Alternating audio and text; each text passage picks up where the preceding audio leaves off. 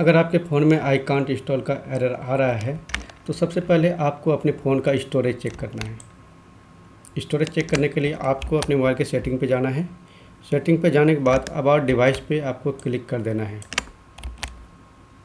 Click करने के बाद आप अपने फ़ोन का स्टोरेज यहाँ से चेक कर सकते हैं। अगर आपके फ़ोन में स्टोरेज अवेलेबल नहीं है, उसके बाद भी आप एप्लीकेशन इंस्टॉल करेंगे तो भी आपके फ़ोन में आई कांट इंस्टॉल का एरर आएगा।